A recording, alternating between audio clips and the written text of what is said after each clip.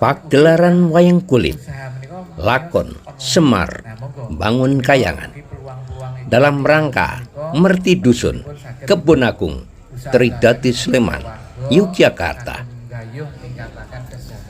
dengan dalang Ki Gading Pawukir, Seno Saputro, putra almarhum Ki Seno Nugroho.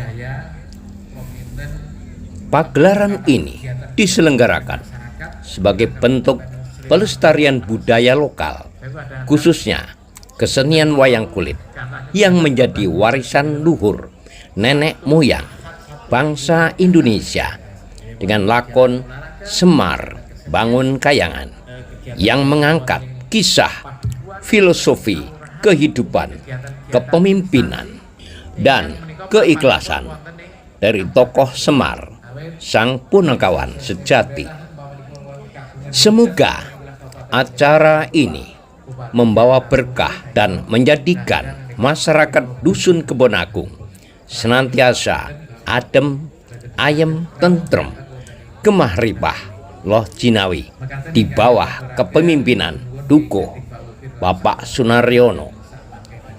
Dukung terus pelestarian budaya Nusantara dengan menonton dan menyukai dan membagikan video ini. Jangan lupa subscribe untuk mendapatkan update pagelaran wayang dan budaya lainnya hanya di channel Kali SP, channelnya orang Jogja yang memang istimewa. Assalamualaikum warahmatullahi wabarakatuh. Para itu kinurmatan salajengipun inggih paringin pasrah ringgit majusan tapi ringgit purwo tokoh ingin badhe inario kagelar dalem kanthi menika dumateng panjenenganipun di dalam Gading Pawukir Seno Saputro sumangga kepareng jumeneng wonten ing papan ing sampun kasametaken lan ringgit badhe kaparingaken dening pangarsa panitia panjenenganipun Bapak Surati Esa MM. Kanthi menika dumateng panjenenganipun Bapak Surati Sumangga kabimi dening panjenenganipun Bapak Susmiyarto, ugi panjenenganipun Bapak Sunaryono lan wonten keparingipun Ibu Lurah kepareng ngambingi paringing tokoh kali paringing pasrah tokoh wayang wonten ing dalem menika boten katalebet samune bangsa kirangan wakil saking pengurus di desa budaya Tridati. Semoga kadiriaken.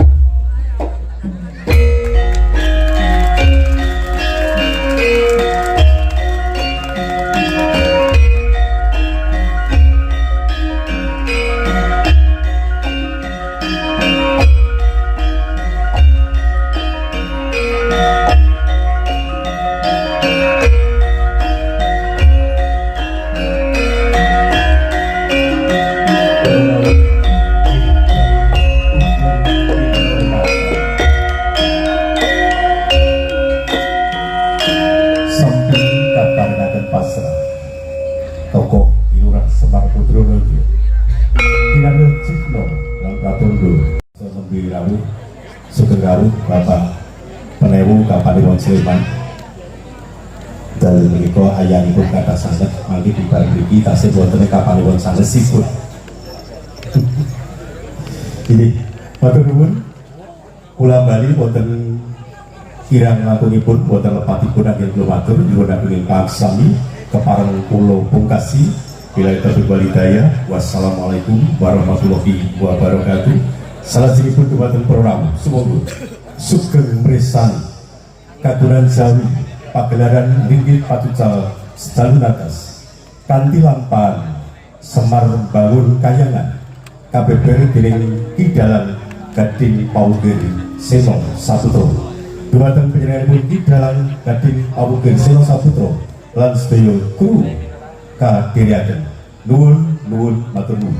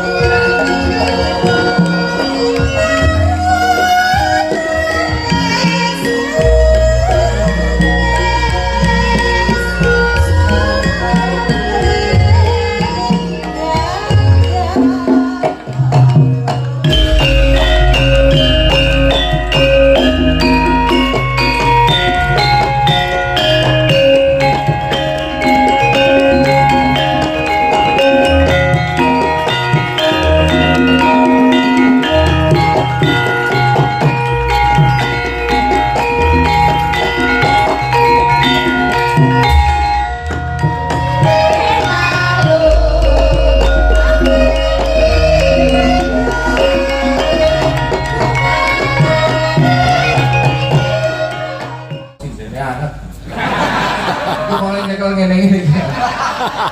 Anget tenan iki ingat. Kula lagi PKD. Yes Kendalu. Yes, Kendalu, PKD Pak. Pak. Kapunten. Terus pundi kula didhawuhi napa niki? Nganu pripun Di ora? kaos paring mengagikan Oh nggih. Pun. para warga kebon agung mriki Pak. Aduh, nggih matur nuwun medalipun Nggih. gading. Niki kula. Wah nggih. Oh nggih. Napa? Nggih napa mriki nggih boten. Izin kali dalang ini kan ndak garapi.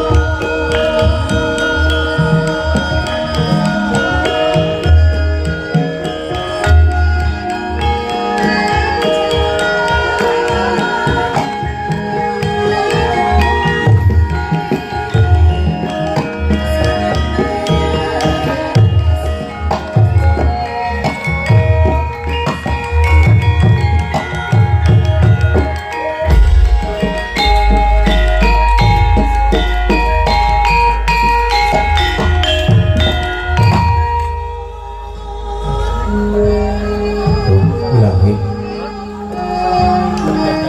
ilahi ngawi kenal mastu kenal masidam kawi kenal mastu silat meringulang jagat karono silang tondo kawi sisaning bisono sono sinawunang melopo estu masir stantun lambaing kudo sirantur tutur katelo kulo-kulan peringabden waradyo Wilur sito ngomong para meneskoro karena tuming jaman purwo Wilur sudah terengkang dina motomo pinaru gita mengaloto mangkil tekap kasahan kupito tanggung renggeng pralambang matumpo-tumpo Waro panggung sang purweng toto Purwakane carito linarik kututing boso dengan kuno mesra-mesra minaras Soyo karaos Mula sari rosoani luwih diri rasa rumangsa rumangsa jalma Wilowaca Jarwe Kusinaku cai carita kecius gumelar jroning pakliran Yogan sejati hamil sari kagelaran ringgit purwo Surya Candra Darung Yanartika Kinurga putrate Ngangkawasa sari ratirane Tribawana Ora ingkang dosina gilir kumanti rangka kengko temandat jowe tangani dina sasi warsi windu kang sarta abad terpulang tangan kumangkarku sinirampu Jawa Pati Trumbya dadi padhanging kutu-kutu alang atoko Purwono yang Brontuyo dadi obrangan kang tampa wicalan karo manusa kene kabeh wanita sponto-ponto anut golonganing bangsa dewi-dewi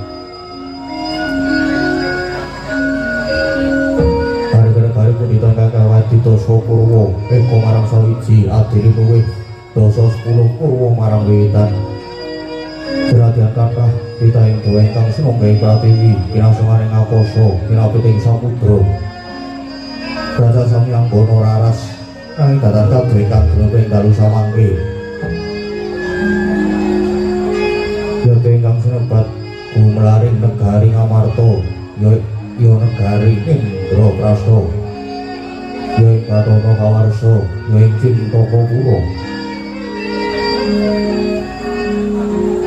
Kapados Tokinario Kondo, Saratri Wakyawit Mumpaya negari satu saratu kali Negari sewutan jangkep satu so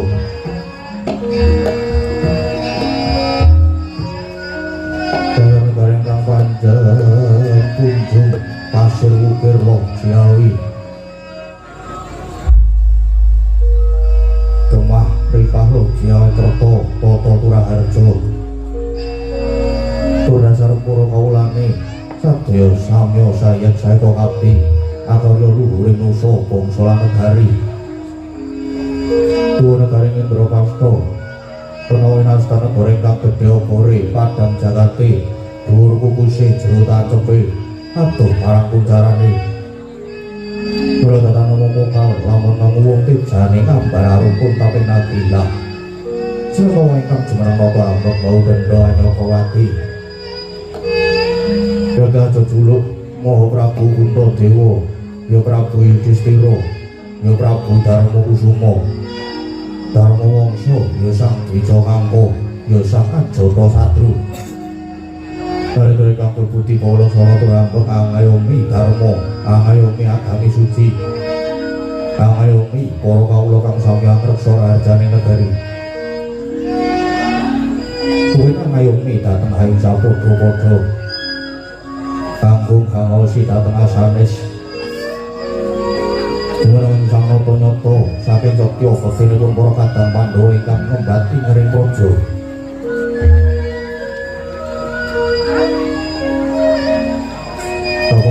kawibawaning praja awit namung gunung Bumonak jan Saratri Rangana Pedhote ujuri sajuga sang nata keparang miyos pinanggil mungguing sitinggil binaturata kandhep dening para kadang ngaglah ya prayit mengkono tuh menika wisanipun satriya Adipati Bekasi Raden Werkudara dening kang ndamel cukup amare dalu mukalir konjeng Batara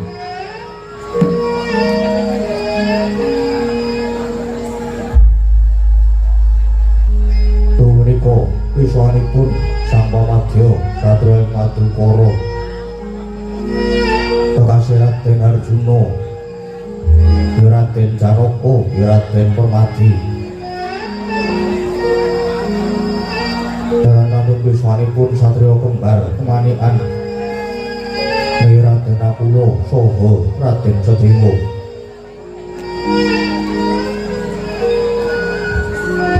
ingkang punapa tekine para wadya kasambet wiswanipun para mantri bupati nayakaning praja Blabar Pandaya Samudra tanpa tepi manika busananing para wadya tinon kadimandraing puspita dados matur kaget Sabdara Wekasan Nabi rawuhnya ingkang raka nata Mandura Prabu Baladewa ya Prabu Balarama kepareng lenggah jajar lan samata pramila daya-daya dinacarani dadi mangkono paudas marani ingkang dereng kawedharing lisan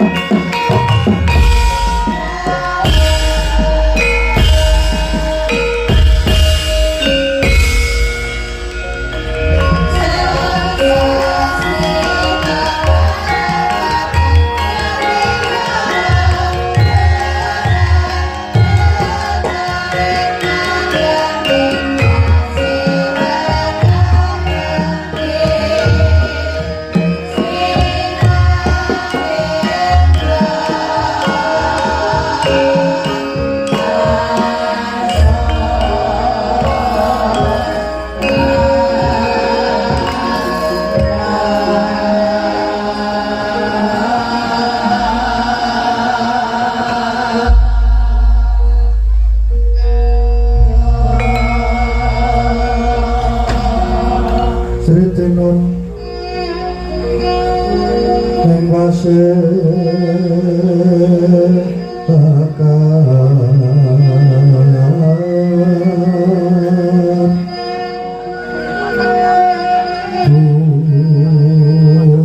busana maneka warna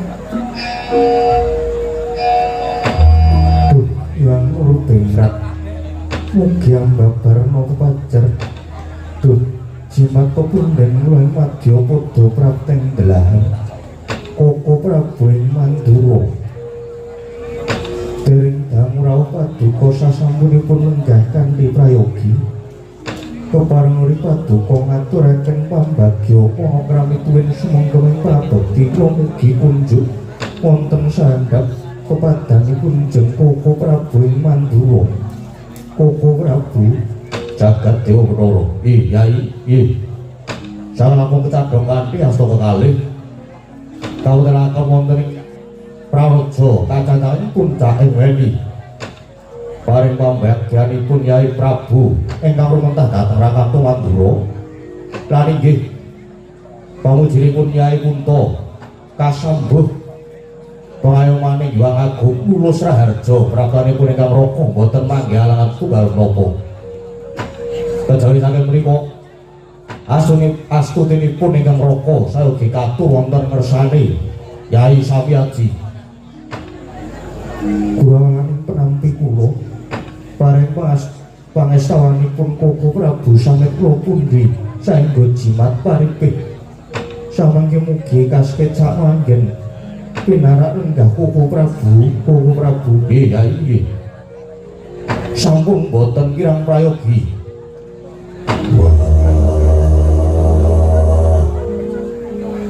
Baladewa kakangku sarawuhmu aku ngaturake bahasaku lan buktiku katur kersane Baladewa kakangku. Kadangipun Kakang Nyai Werkudara ngaturake pangabekti banget dhateng pangarya bombong penggalipun Kakang. Pasturipun Kakang wae tumrap marang Siadi Werkudara. Dewa tabuhe dadi jimat nadyan kula semanten ugi Prabu Mandura rawuh paduka keparenga Punarjuna ngaturaken sumengkeming pangabekti. Kadangipun Kakang Dewas Saraka banget atumpa andhara teguh kayuwananipun Kakang. Asutinipun Kakang wae gage tampanuna Yai. Kula kapundi wonten ing mestaka mugi dados jimat paripik. Nadyan ingkang irai kembar rawuh paduka Prabu Mandura ngaturaken pangabekti Prabu ngaturaken pangabekti Prabu. Yai kembar tak tampa dadekke gembirane manah. Koko Prabu jimat kepunden kula. Bingaing manah persasat kadidene kejublukan ukir sari klebaning samudra madu. Inggih awit rawuhipun jeneng Koko Prabu. Kula ngandhen kula ngratu rawuhipun Koko Prabu pindha ngentosi pinombanging Sila Kresna sileming bae Togabus. Kawit nalika Koko Prabu dereng rawuh raos manah kula peteng dedeg keliwengan pindha bangun kasaputing lebu. Nanging sasampunipun Koko Prabu rawuh minangkani menapa ingkang dados panuwun kula biar padang trawangan rosing manah kula pepindhanipun kadidine lumampahing wanci panglong kepapak obor sewu. Krana saking pandugi kula inggih namung Koko Prabu ingkang saged minangka dados pepajar pepetenging manah kula. Ingkang mekaten Koko Prabu saestu diagung pangaksaminipun bilih rawuhipun Koko Prabu Mandura sanget kula pondhongi mangarsa Koko Prabu ing Mandura jagat Dewa Batara. Yai diagung pangaksaminipun Yai Prabu dene semuran dhateng kula minangkani menapa ingkang dados pamundhutipun Yai Prabu. Lajeng sumadong dawuh Yai wonten wigatos ingkang kados pundi? Lan menapa ingkang dadosken tukitang ninggali Yai kok bilih saged kawedharengan kathah soe lajeng kula aturi babaraken ingkang raka sampun sumedya nirengaken karna manglungaken jangka murih terwaca anggen kula nampi sabdanipun Yai Prabu ing Amarta Ganjra ingkang Puspita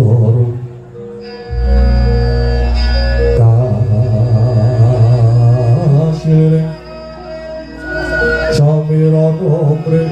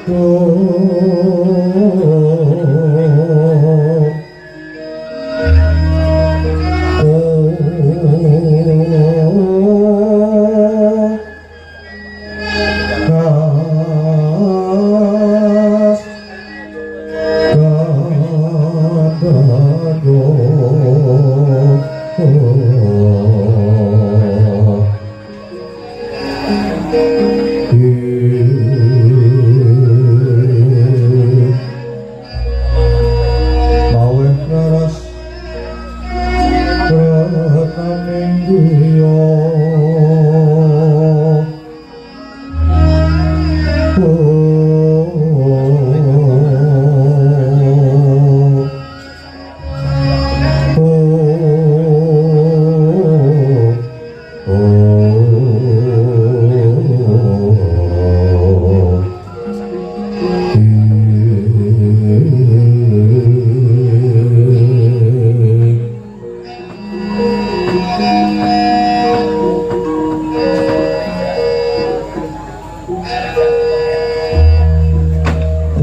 Prabu ingkang dados saking pepetenging manah kula prasasat suduk gunting tatu kalih sepisan sampun sawetawis Trimadya Candra ingkang kalenggan menika negari Ngamarta kados dene nampi walaipun Jawata awit kawontenanipun negari Ngamarta kalenggan menika prasasat remeng-remu sorotipun kados layu Koko Prabu negari Ngamarta ingkang rumiyin tentrem samenika malah dados kinten Ngamarta ingkang kondang nanging samenika malah kebak ingreh priyatinan penandang kejawi ketaman pagebluk mayangkara nanging ugi kathah prahara ingkang nuwuhaken mapinten-pinten bebanten inggih kurban bondo donya inggih nyawa satemah para kawula pating jerit reyungan menika ingkang sepisan ingkang kaping kalih wonten lelampahan kados mekaten Koko Prabu Indrawati inggih Koko Prabu Sri Bathara Kresna ingkang pirangka dados pengasuhipun utawi kusiripun kula kadang Pandhawa malah sampun sawetawis wanci boten rawuh negari Ngamarta swanten ugi Kakang Sumarabadranaya ingkang ugi pirangka dados pamomong kula kadang Pandhawa sampun sawetawis wekdal ugi boten sida caos Koko Prabu inggih perkawis menika ingkang sanget dadosaken jiput bebeking manah kula pramila Koko Prabu rening sawetawis wanci Koko Prabu Sri Bathara Kresna dereng kepareng rawuh saking panginten kula inggih namung paduka Koko Prabu Mandura ingkang kula anggep pirangka dados wakilipun Koko Prabu Kresna ingkang mekaten kepareng oparing sabda tama mrih dados pajaring lelampahan menika Koko Prabu ing Mandura jagat maestu ngrawayah bror jagat tanggalipun Nyai Prabu sampun kula tampi kanthi terwaca Nyai tumrap kula menika malah kepasayudha katujuh tegesipun kaleresan menapa daruranipun mekaten Koko Prabu nggih krana Nyai Prabu Puntawa ngendika bilih sampun sawetawis wanci Nyai Prabu Kresna malah dereng rawuh wonten negari Ngamarta lah sejatosipun prapanipun ingkang Raka Mandura menika malah ugi badhe pawarta dhateng Paduka Yai badhe paring kabar babagan menapa Koko Prabu lho menapa Nyai Prabu dereng pirsa Prikalenggan menika Nyai Kresna sawetawis wonten pundi inggih dereng Koko Prabu lah menika kula caosi prisa Kyai bilih sampun sawetawis wanci Nyai Kresna samenika malah mapan utawi lenggah wonten Karangkadempel pramila boten nama mungkal menawi Nyai Kresna dereng saged rawuh wonten negari Ngamarta kalebet Kakang Sumaringgi boten sida caos krana inggih nembe kedayoan Nyai Kresna niku lan kok menawi Nyai Kresna wonten Karangkadempel menika namung badhe nyengkuyung dhateng gegayoanipun Semar satemah Nyai Kresna klepian lan lirma dhateng jejibanipun minangka dados pengayoman lan kusiripun putra para kadang Pandhawa menika Nyai lha menapa Nyai Punta dereng prisa utawi boten dipun tarosi bab gegayoanipun Kakang Semar inggih dereng Koko Prabu Kakang Semar gadah gegayuhan punapa wae dalah Nyai Kakang Semar ing Prikalenggan menika gadah gegayuhan badhe bangun kayangan pramila lajeng dipun sengkuyung kaliyan Kresna menika wah Baladewa kakangku nggih kepareng aku sungaturya Dimas Werkudara napa aku tak takon Semar kok bakal bangun kayangan kuwi sing mbok karepke kepiye lha ya kuwi pun kakang dhewe ya gumun nganti tekan saiki isih tuwa tandha pitakonan Semar kok malah bangun kayangan ki mengko karep sing kepiye umpama to bangun kayangan banjur kayangan ngendi sing bakal dibangun mergo kayangan kuwi wong rawana Maha kayangan kuwi papane para dewa, tur manggone ya ora ana ning Marcapada. Upamane Semar bakal bangun kayangan yen manut wawasane Baladewa kakangku, wah kuwi bener apa salah. Duh, berkat pakatine Semar kuwi mau genah yen to luput. Kok Baladewa kakangku iso ngluputke? Dasare apa, Baratara? Nggih. Pun kakang wis ngendika ing ngarep yen to kayangan kuwi papane para dewa. Tur ya wis duwe jeneng dhewe-dhewe umpamane.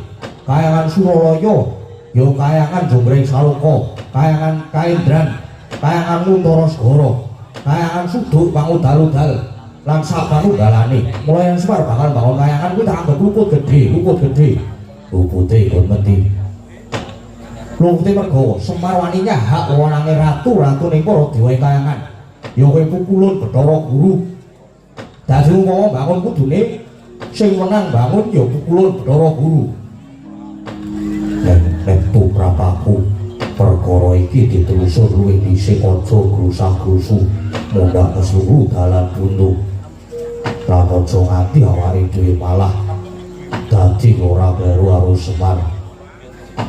Ya nek sing dikarepke Semar bakal bangun kayangan kuwi kaya sing dikarepke Baladewa kakangku. Lah nek dudu kepiye? Mula perkara iki awake dhewe kudu pertitis. Lan yen pancen ancas gayuane Semar kuwi tumuju marang kautaman kang migunani kanggo bebrayan agung. Wah, awake dhewe kudu sabiatu lho. Lah kok malah arep dibantu iki kepiye to? Semar bakal bangun kayangan kuwi genah ya luput. Lah kok malah arep bantu iki kepiye? Durung karuan luput. Wong kuwi aja gampang nibawe Cubriya, kudu diterusur ditaliti dhisik. Nek pancen Semar ancase becik kudu dibantu sakutuwe. Ya sakarepmu. Mengko dibuktekke wae, mengko dibuktekke. Yai Punta, Koko Prabu kados pundi? Sampun. Babakan Semar badhe mawon kayangan mangke dipun rembak malih. Lah samenika ngrembak babakan Negari Ngamarta. Ingkang kados kenging molak utawi nandhang pagebluk. Inggih cumadung dawuh kados pundi Koko Prabu? Yai. Kula menika kadang sepuh, dasaripun kula inggih pun tuwa, wong tuwa menika kedah saged kangge gondelan. Ampun ngantos pucuk saking tembung tutur, uwur lan sembur. Pramila senajan kucung-kucung dipun raopi, mrica-mrica sauni-unine kula badhe matur. Mbok menawi dados rana tambah gebluk ingkang nimbrung ing Negari Ngamarta, Yai Punta. Inggih Koko Prabu. Kepareng paring dawuh Yai. Wontenipun prahara kang lan kawontenan ingkang kebak kenging prihatin ingkang tumapa ing Negari Ngamarta menika. Yen saking wawasan kula menika sedosipun mujudaken pepenget utawi pepeling saking Gusti ingkang nyipta jagat. Ngemutaken dhateng para warga ing Ngamarta utaminipun para Pandhawa supados purun awas diri lan dandani dhateng pakardi. Nuwun sewu Yai, nuwun sewu. Kula mangertos bilih warga agung Negari Ngamarta menika kebangetan anggenipun dewa-dewaaken dhateng pusaka inggih menika Kyai Jimat Jamus Kalimasada, Payung Tunggul Naga lan Tumbak Karawelang. Menika kesangaten nggone mundi-mundi nganti padha lali dhateng Panembah Jati ngiwake nggone bekti marang Gusti merga padha nyembah kaliyan wujudipun pusaka ingkang dipun aji-aji kaliyan tiyang Ngamarta. Nyuwun pangapunten menika klentu klip lepat Yai lepat. Lan dosa ingkang boten saged pikantuk pangampura saking Gusti menika menawi ngantos mewah saking Panembah Jati lajeng nyembah kalian bangsane pusaka, bangsane kayu, watu menika dosa ageng. Lah pramila saking wawasan kula kangge nyirep ratu ingkang nimbrung Negari Ngamarta praginipun Jimat Kalimasada lan pusaka sanesipun menika kedah dipun singkiraken Menawi perlu dipun lebur utawi dipun larung kemawon, Yai. Wah, boleh kula dewa kakangku. Piye? Aku sulatur meneh. Wis cetha lamun Jimat Jamus Kalimasa kuwi paugraning praja dasaring negara lan pepakeming bangsa. Yen nganti mengko para kawula didoke saka Kalimasada apa ora banjur ngrusak marang rasa manunggal lan bubrake rasa kamanungsan. Kuwi para dewa kakangku lah. Sing baru ya mapan ana kene ya Udara. Gusti Pangeran Kirak ya wis paring wujuding Pedha Suci ingkang minangka tuntunaning kajiwan cukup lawan agama kang rinasuk. Yen pancen Pangeran wis paring pranatan lumantar Pedha Suci, ana ngopo kok menungso gawe tatanan dhewe lumantar wujuding Jamus Kalimasada. Menungso kuwi ora perlu gawe aturan.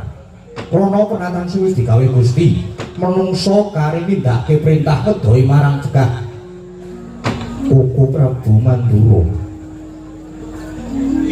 Kepareng kula sumelatuk ya Arjuna piye? Warga agung negari Ngamarta menika boten namung dumados saking setunggal agama, nanging pinten-pinten kapitayan. Menawi namung ginakaken setunggal paugraning agami lan Pedha Suci, tartemtu niki badhe nuwuhaken daredah lan nuwuhaken babab ingkang boten prayogi lan boten sami ngurmati dhateng bedaning agami kula wau Koko Prabu. Lah yen dibedake ngono kuwi mulayu dipadhake pramila Kunta. Menawi pancen Pandhawa kepengin padha ingkang ngriputi negari Ngamarta menika enggal semilak. Saranipun pusaka Jamus Kalimasada payung tunggul naga lan tumbak prawalang kedah dipun lebur dipun larung wangsul dhateng Panembah Jati lan tuntunaning Pedha Suci. Menika tentu badhe mangke tentrem lan boten badhe eneng-enengan boten badhe sikut-sikutan kados mekaten menika. Yai Prabu. Sikra-sikra yen pramana kanca sikra ngraketa nawang sesangka.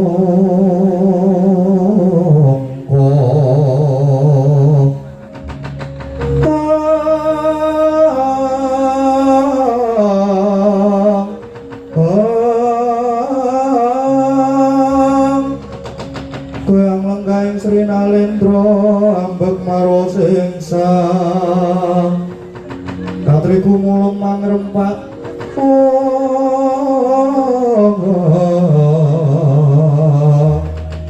katriku mulung mangrempak ngoco kurudo kulore kakiri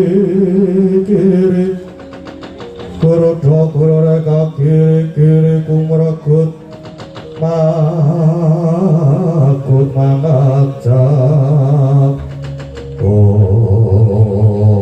Wau to kadang-kadang ngendikanipun ingkang Prakanata Mandura Prabu Baladewa satemah kaliya renggeg jroning paredaya Sang Prabu Kuntadewa. Nanging caritaning mriku anglenggahi kanyut minangka wardu kayu mangganten wardu ngakecoh ngirawa durung abang itu dening Manjing Pertara kasarut geger pasih Banjawi. Tuh menika pisanipun utusan saking Karangka Dempel.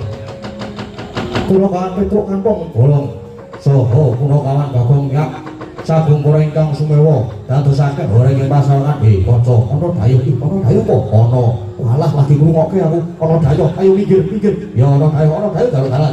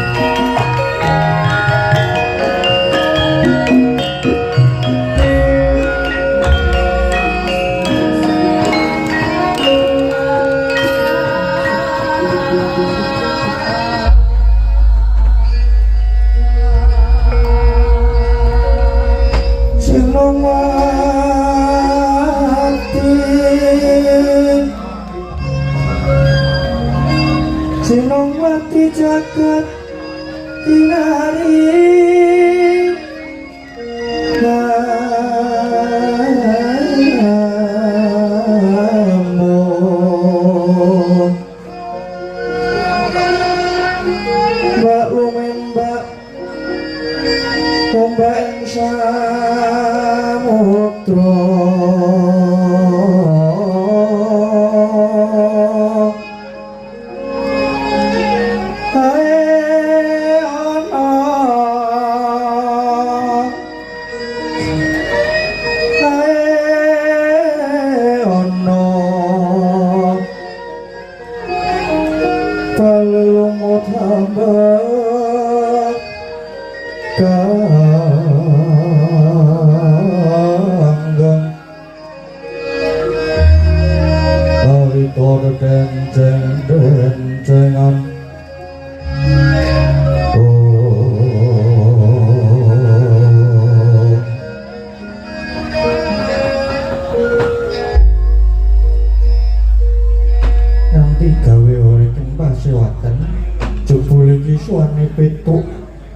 padha kanthi harja piswanira Petruk kantong bolong ae nduk awit pasang kali mantap iki lho lho aja ditemono tua inggih awit pundi pangesunipun sesembahan kula sumun Prabu Punta lulus raharja swan kula boten manggih alangan sundal menapa sembah pabekti kula mugi kunjuk sinuwun iya Petruk wis ingsun tampa akarya bombong ing tias pangestu ingsun wae tanpa nono iki sandhat anggen kula mundi dadosa jimat aku kok ora dibagake ya Truk ya matur wae kok kowe iki bak-bake ya aku nek ngene iki wae Truk ya sing kono kuwi wae anten wah Petruk selamat tatamu iki pangesunipun Ndara Werkudara wilujeng sowan kula. Dadi kula katur nggih Gus, ya tak apa. Petruk esmusu mengko pengawak bojo banjur nuli gati apa tumuli matur. Apa pancen sira diutus dening Kakang Semar? Inggih. Kepareng matur kok bilih wonten lepat atur kula mangke nyuwun guning panaksami sinuwun. Iya ora dadi apa Petruk? Nggih, matur nuwun waleh-waleh menapa sing waleh-waleh menapa? Sowan kula menika jane dipunangken kalian Bapak Semar, Bapak lumantar kula saestu nyuwun pangapunten yen pinten-pinten piswanan niki mboten sida caos negari Ngamarta. Mergo Bapak niku jane saniki nembe ngpalaken para kawula ing Karangkadempel sumrambah dhateng para warga ing Ngamarta krana Bapak sakmenika kepengin badhe bangun kayangan. Lah niku mongko sampun cetha bilih ingkang ngayomi para kawula Ngamarta menika Paduka Suwun Prabu Antadewa. Lah kalanggan menika Paduka Suwun putra sakadang Pandhawa katurang supados rawuh wonten ing Karangkadempel nanging Suwun Punta anggenipun rawuh supados ngasta kagungan dalem jimat Kalimasada pamripun menapa? Supados para kawula niku enget dhateng dasaring praja eling kalian paugraning negara sabab Kalimasada ingkang kaperang dados gangsal inggih menika tunggal Bapak Nembah nomor kalih menika apa ya usih bab rasa kamanungsan nggih napa mboten ya Petruk ingkang nomor 3 menika aduh lha kok maca ning omah mau apa ya manunggaling bangsa iki mboten iya Petruk nomor 4 utawi nomor 9 menika waduh apa ya kawicaksanan lajeng ingkang nomor gangsal menika nggih Adilwarata. Lah menika kersanipun Bapak Semar mboten namung diapalke ning bener-bener dihayati lan diamalaken mungguhi bebrayan gung sinuwun lan menapa to sebabipun negari Ngamarta menika kok ketaman pintrem lan prihatin ketaman prahara kathah kawula ingkang boten rukun niku merga pun lali kalih jati diri bangsa ingkang nami jimat Kalimasada pramila mawatu-watu panyuwun kula para pepundhen kula Pandhawa katuran ninggal rawuh ing Karangkadempel kanthi mundi jimat Kalimasada supados para kawula menika ayem tentrem jenjem krana yen para penggede utawi wakil rakyat kersa rawuh teng isor niku wong cilik niku padha mareng Estu niku. Makaten atur kula wonten tempat nyuwun pangapunten wasana. Mugi dados penggalian lan kula nyadong dawuh panjenenganipun Sinuwun Prabu Kuntadewa. Wassalamualaikum warahmatullahi wabarakatuh. Yo Petro. Nang sing gedhe pangapuramu. Mestine sira wis ninga kalamun kalanggan iki Pasawakan Agung Kurawan Koko Prabu ing Mandura. Moko katumben wae ngrembug babakan ratu ingkang nempuh ing negara Ngamarta lan manut dawuh pangendikane Koko Prabu Baladewa. Ngamarta bisa sirep saka pageblug lamun para Pandhawa lan kawula Ngamarta gelem nyingkirake pusaka ya kuwi jimat Kalimasada tumbak Karawelang lan payung tunggul naga. Lamun pusaka katelu kuwi disingkirake bakal manggih ayem tentrem Petro. Pusaka tiga disingkiraken. Disingkiraken pripun? Disirnake. Mboten digadheke mawon. Awit digadheke kula diparingi separo. Ora Petro. Tegese berarti dibuang, dicari, dilebur, dilarung ngaten. Ya mengkono kuwi Petro. Sing ngendika ngoten niku sinten? Koko Prabu Baladewa.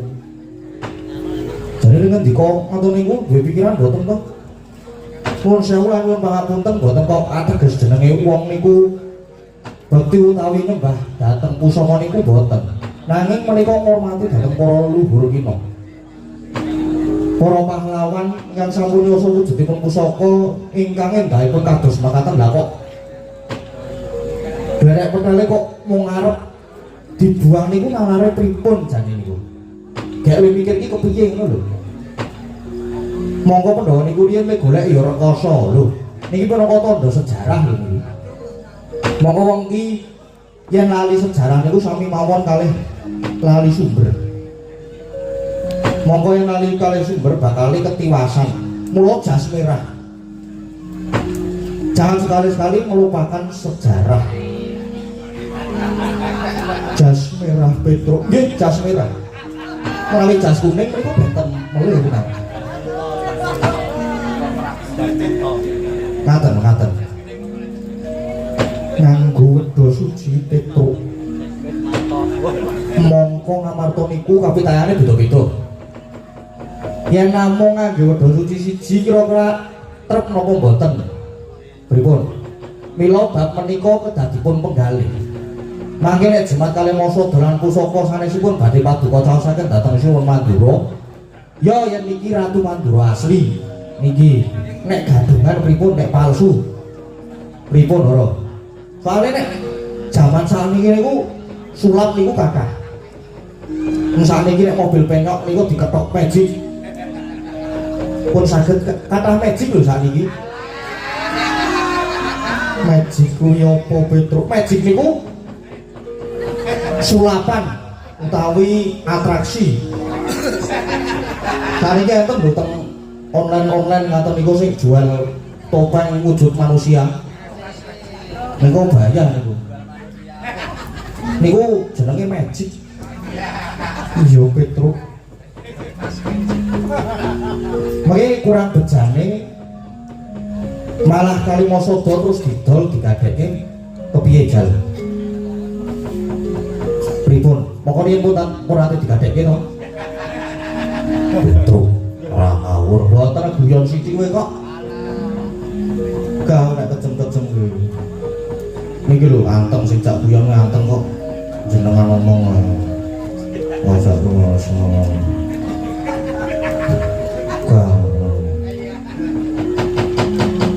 Mergo ngerti nek riyane Pandhawa niku mapane jimat Kalimasada niku ngati-ati ngatos-atos wonten Prabu Kuntawisura ngastu Kalimasada Ngamarta gari ngrubuhke napa mboten bebayani niki mengki. Mila wonten tetembungan sedumuk bathuk senyari bumi gandeng jimat Kalimasada menika paugerane negari. Mulane ana wong sing arep nyirnake lambok dewa mudhun to wis.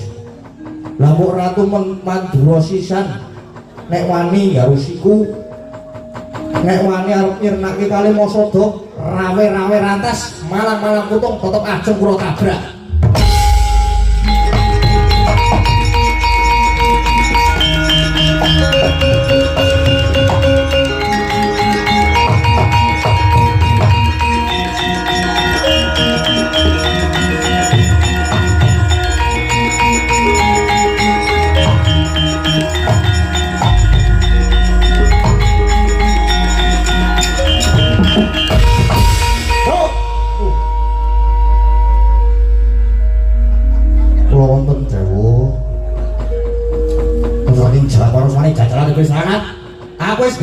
pasawakan agung sing wibawa kaya ngene.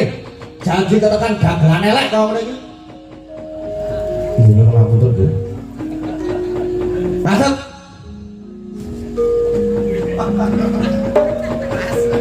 Bakale mesti bubrah kabeh burahe, Prawan Petruk. Kowe nek ora ngerti tak kandhani yo. Yen para kawula ngamarta padha nyembah marang Jumat Kalimasa kuwi dadi dosa. Dosa sing ora oleh pangapura, mangke riyen nuwun sewu. Sing nyembah Kalimasa niku sinten? Sing nyembah niku sinten? Panjenengan mesti nganggep yen to wong ngamarta niku do musyrik, ngaten to? Nuwun sewu lho, nuwun sewu. Musyrik niku werdine napa? Jenengan prisa napa mboten?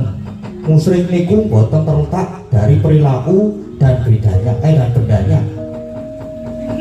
Tapi terletak pada pikiran orang itu sendiri. Tegese musyrik lan mboten niku sing iso ngarani ya sing nglakoni. Wong liya nyawang mboten saged biji. Nek nyatane kabeh wong do ngaji-aji Kalimasa do. Nyatane kaya ngono kuwi, anane ngaji niku mergo paugerane negara. Aku tetep sabar lho niki. Kula tetep sabar lho niki. Biasane para leluhur lan para pahlawan. Nek kowe bapakmu Petruk Semar gone ngreka-reka nglumpukke wong pirang-pirang bakal darbe sedya gawe kayangan kuwi karepe piye? Karepe kepiye? Apa Semar ki ora noleh karo gitoke ing atase wong kere batur dibal 17 kok arep bangun kayangan kuwi padha karo cebol gayung. Ah lali to. Kok ndok karo sinuwun atus-atus lho niki mongke nek gadungan barang iki nek palsu nek magic iki kados kedah taliti surtiti ngaki-aki duga praega digawa ampun kakek aja kaya bocah cilik. Ora apa kowe mboten kuwi Semar ki mung wong kere lah Dani. Semar ki wong kere wae panangel para dene arep bangun kayangan ki Semar kuwi duwe pikiran apa ora?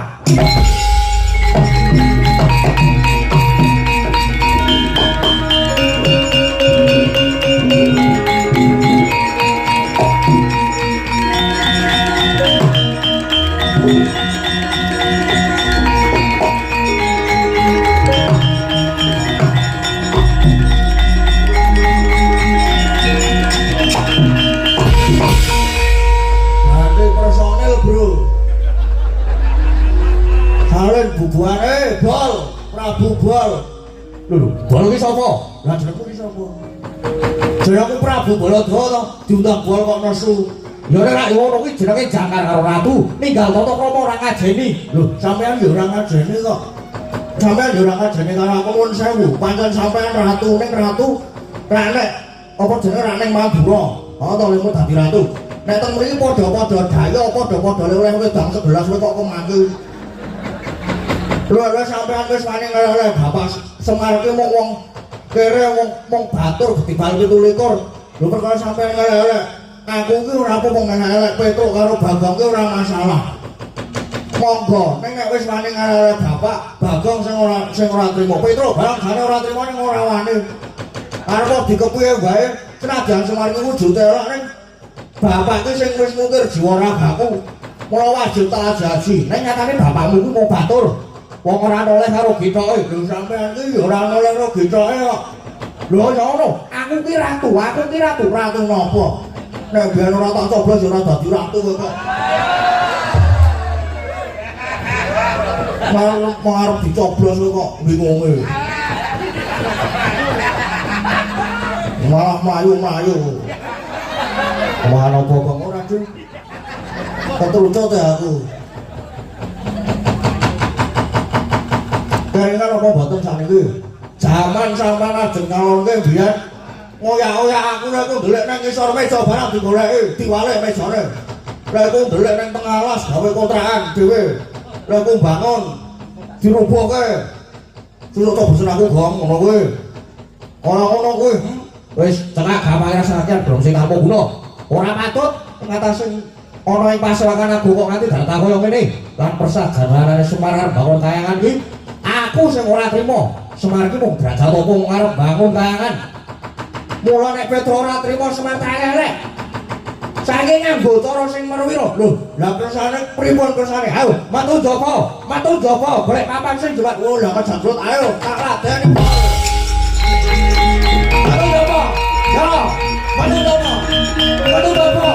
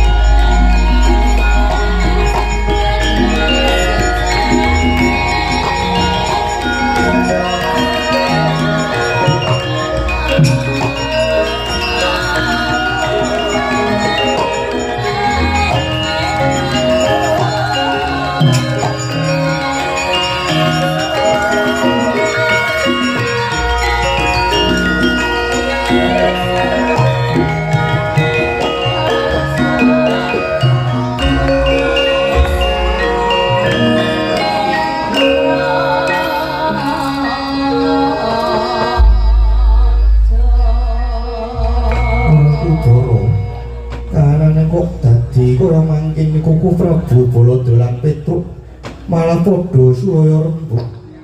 Piye ora Kudara? Wah, wis ben. Baladewa kakangku ya duwe atur-atur dhewe. Pancen aku ya wis supriya karo Baladewa kakangku. Kok lagak lakon lan lagiane beda lawan padatan.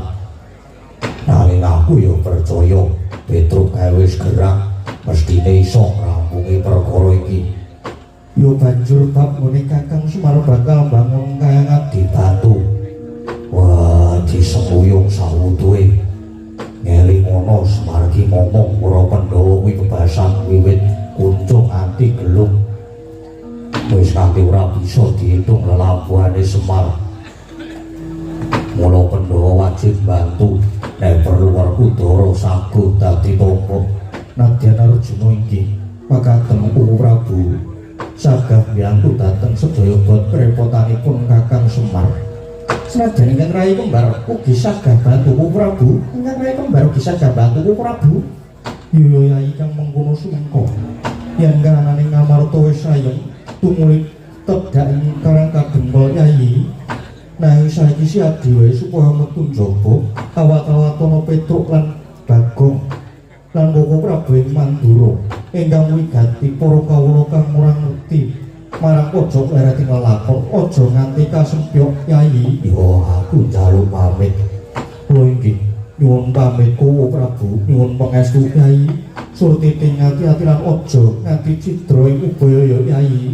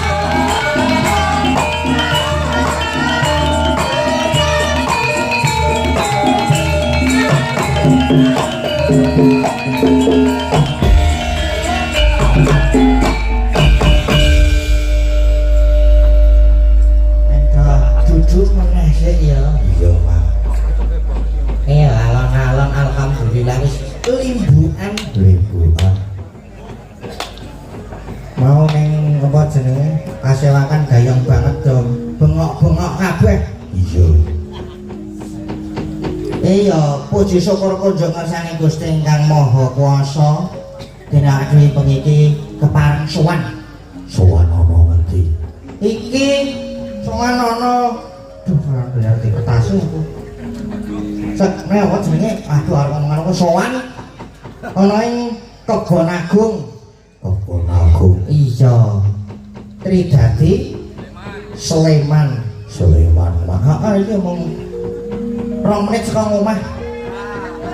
2 menit saka omah. Heeh 2 menit saka omah nek numpak pesawat. Iya. Banjur iki acarane iki apa? Wayangan, Nduk. Ora tegese iki acarane iki kok digelarke panggung gelarke gamelan wayang.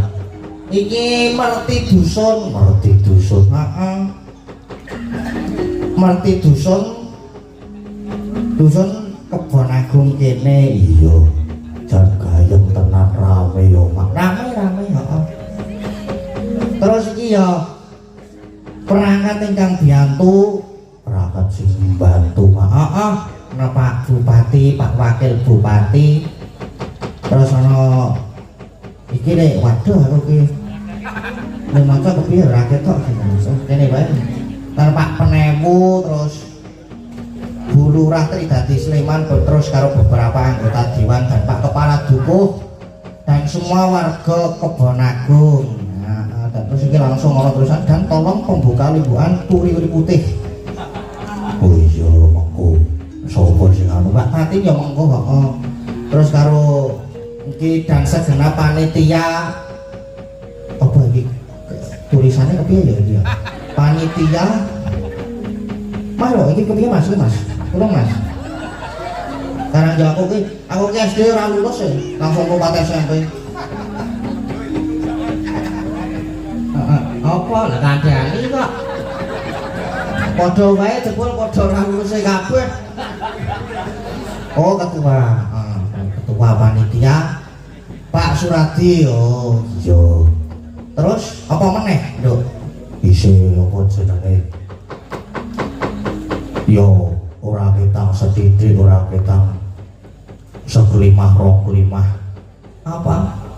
Yo donga-donga Mak. Iya kuwi ora ketang seklima ora waton kaya ngono kuwi ndonga ki ya sing akeh kok sak lima rong lima. Kowe ora tau donga ya kowe? Iya arang Mak. Heeh ya muga-muga sak rampunge sak tancep kayon apa jenenge wayangan bengi iki muga-muga warga ing ngendi kene iki mau Kebon Agung pinaringan sehat, pinaringan panjang umur, panjang yuswa, Padha wae. heeh. Terus pinaringan ayem tentrem, terus karo pinaringan rejeki ingkang kathah supados taun ngajeng saged nanggap meleh. Amin. Iya, iya Mak, iya Ndukno. Kaya ngono kuwi mau Iya banjur iki mau aku yo entuk apa jenenge? Welingan. lho sapa sing wis meling kuwi to? Sanggup menang Mak. Wah ngono, mburiku kok sanggup menang. Tapi eno Terus sapa? iki ya mung cantrik-cantrik kae lho. Iya. Wis cantrik to saru banget.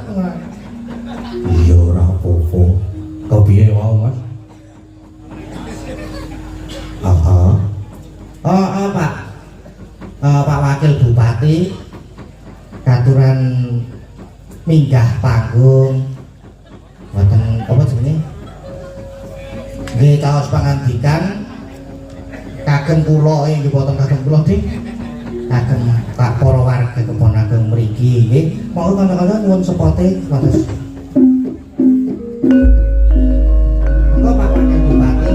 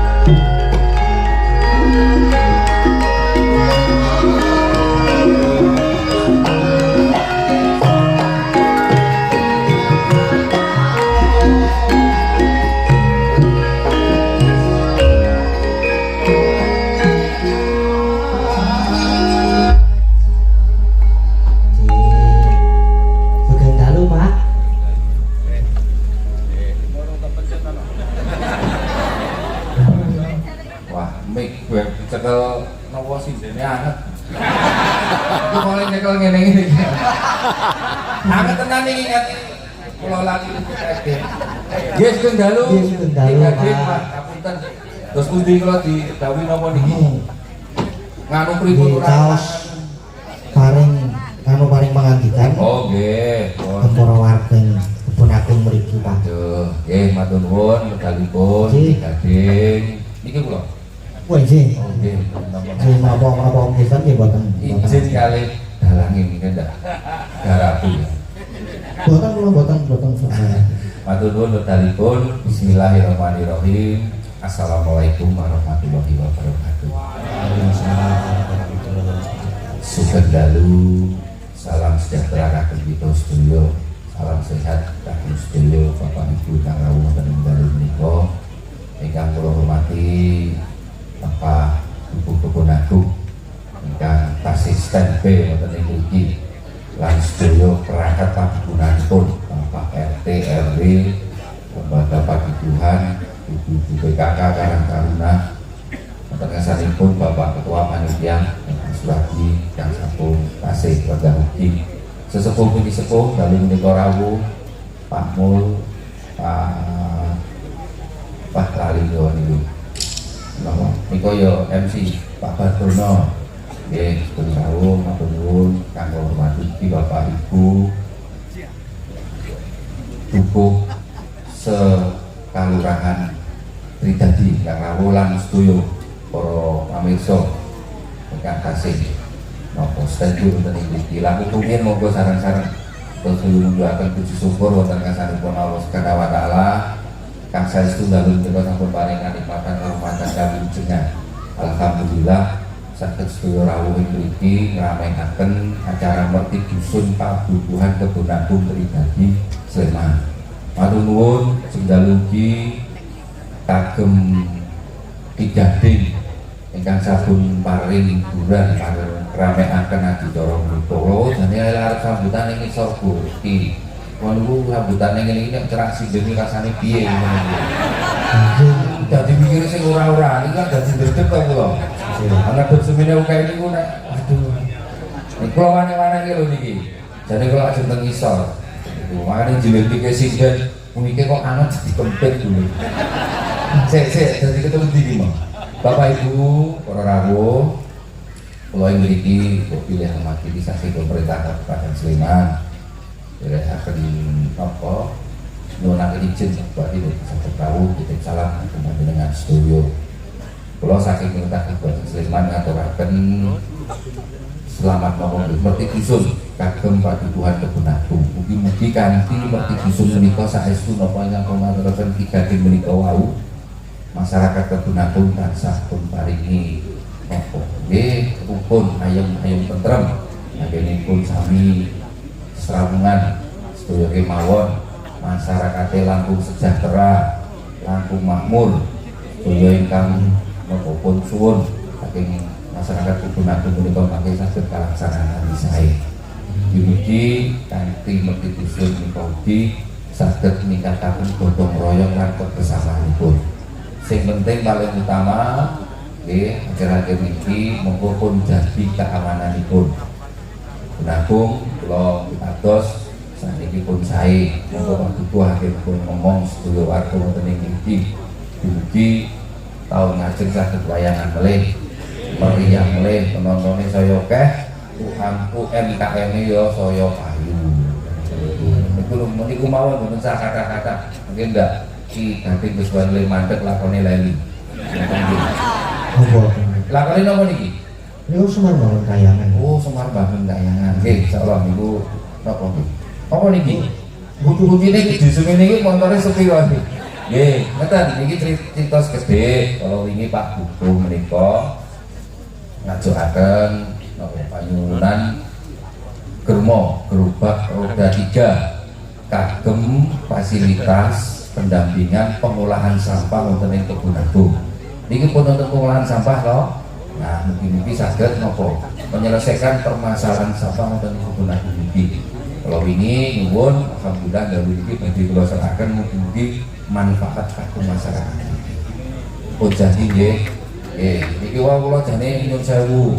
Anggen kula dugi mriki telat acarane dalu niku kathah nek gane Pak Dukuh kek wau masyarakat kang sedeleng. Kok dadi kelingan sing diaturke iki gading niki wau ora rene nek arep butuh ini pengen didukung rene saiki.